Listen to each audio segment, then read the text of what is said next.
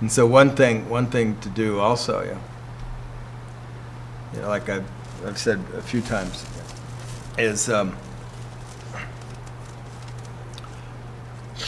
use as an example / metaphor. If you want to change the body, become conscious of the body, first thing to do is accept it exactly the way it is. So, first thing to do is join it, accept it, acknowledge your relationship to the body, acknowledge the body the way it is, leave it that way, feel it completely, occupy it completely, occupy the space, the feeling, the image, whatever you've got there. So occupy it completely and let it be that way. Because you already start off with the fixer attitude. You already start off with the judger and the fixer, which is to say, you already have, all the things wrong about you, or life, or whatever, that you're trying to resolve, or you're trying to fix, or you're trying to improve. And that's the wrong place. It's a weak place. It's a weak place. It's a superficial place. It's a weak place. And when it comes to the body, for example, the place that makes a difference is the body. Not your ideas about it, not your beliefs about it, stuff like that. Not what you want to get out of it, not how you want it to be, but the body. Right? So then once you've joined the body completely, once you accepted the body and your relationship to it completely and acknowledge that, become conscious of it, and let it be, then you can work with it. Much better than if you're kind of on the outside, trying to tinker or something. Same thing with the life or anything you do, in the consciousness work.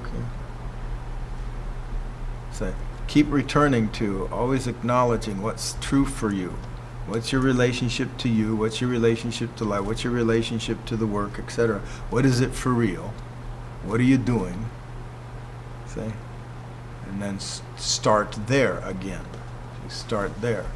Because you can always migrate into spiritual snobbery, for one, if you feel like you're doing well or whatever, right? You can always also fall into depression, spiritual depression. It's not working, it's no good, I'm bored, it's not real, it's bullshit.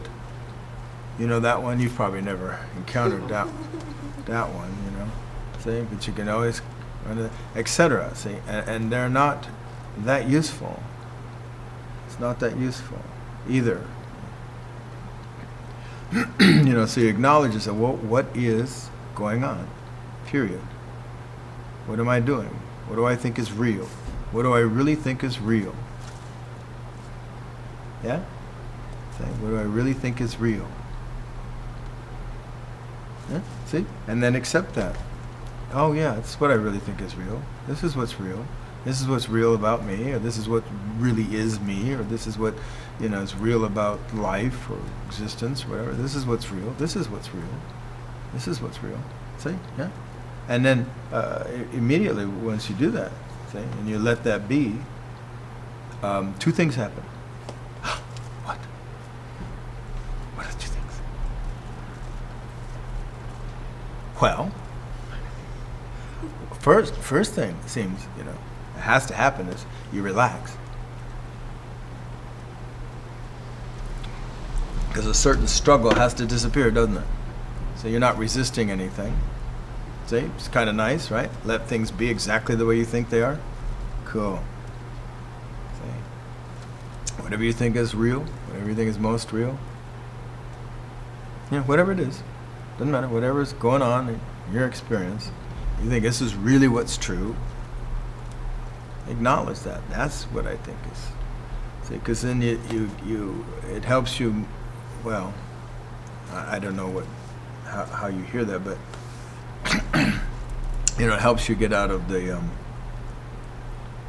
what you read, for example, ideas that you have, what you picked up, and then desires you have, how you want things to turn out, and all that stuff that you kind of collect around the work, right? So you're going to have this image of where it's supposed to go and how it's supposed to turn out. Yeah. And hearsay and stuff, and it's good. Okay, good. See, that would tend to fall away. I mean, unless what you think is real is hearsay. I don't know why you would. Okay? Why would you want to depend on somebody, and think that's real? See, that's something you convinced yourself about intellectually. But it doesn't do any good in this work, really. I mean, so you go, okay, that's good. Consider it. Okay, now, what do you really think is real? What do you experience is really you? What you experience is really life. What you experience is how you are, whatever. Your operating principle we were talking about yesterday. So whatever it is, and it's like, let it be. Okay, that's it. See, then you're starting from one telling the truth to yourself, right? You're starting from what's the most real. See, you're not resisting anything. You're not an abstraction. You're not, oh, it's got to be this way, that way. See, you're not resisting anything. Did I say that? Oh, good. I said it twice. Must be important. And then, good. See, then you soak in it. You soak in it. You be one with it. And then you meditate it. See? Otherwise, you're just barking up different intellectual trees, hearsay trees, conclusions, etc. Right? What good use is that? And they're trying to make it turn out a certain way, that you have in mind, or maybe in the back of your mind. You don't notice it, or something. It has to look a certain way.